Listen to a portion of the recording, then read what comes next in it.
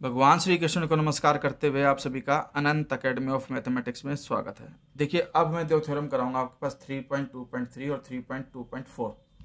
N operator T on a Hilbert space H is normal if norm of T star X is equal to norm of T X for every X in H. तो हमें पहले तो given है कि जो T है वो normal है। नॉर्मल होने की वजह से ये कंडीशन होती है कि T star is equal to T star T. ठीक है, अब यहाँ पे ये इधर आके माइनस हो गया, T star minus T star T is equal to में 0 बचेगा।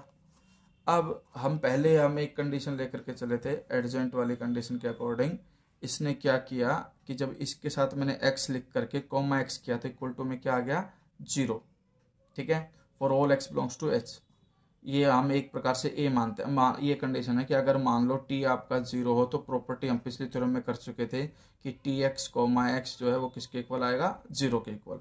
तो उसी वे में अगर ये पूरा है तो इसके साथ में x फिर कोमा एक्स इक्वल टू 0। अब ये इन्होंने क्या किया, x जो है एक स्टेप और आप लिख सकते हो टी स्टार एक्स और माइनस में T star T X comma X लिख करके वो सेपरेट करके।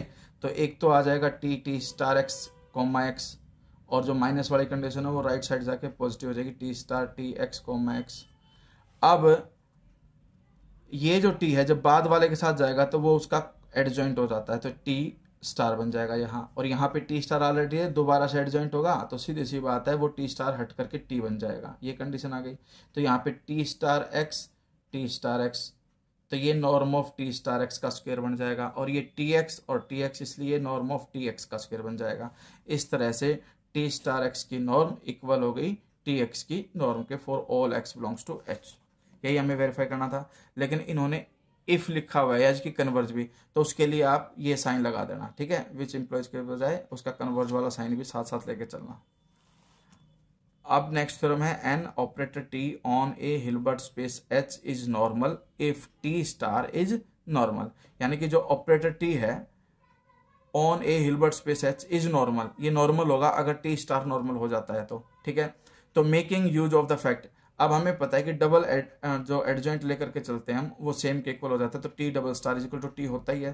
टी इज नॉर्मल, पहले टी को नॉर्मल लेके चला तो नॉर्मल की प्रॉपर्टी अप्लाई कर दी, T star is equal to T star T.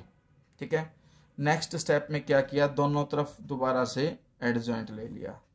तो इसमें कंडीशन क्या आ गई, जो बाद वाला है वो पहले लिखेंगे और उसका एडजॉइंट, तो टी डबल स्टार हो जाएगा और इधर टी का स्टार। सेम वे में टी स्टार पहले और इस टी का डबल स्टार। अब टी डबल स्टार वाले को टी लिख दो तो T star is equal to में टी स्टार टी बन गया।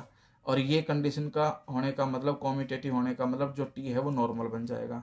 ठीक है, और कन्वर्ज के लिए आप ये वाला साइन आप यूज कर लेना। ठीक है, या फिर आप अगर दिखाना चाहते हो तो अलग से पहले टी स्टार को नॉर्मल लेना, ये कंडीशन है कि फिर ये उल्टा लिखना पड़ेगा। सेम लिखने के बजाय आप ये एज इट इज का साइन लगा देना, तो इससे ही आपकी थ्योरम वेरीफाई हो जाएगी।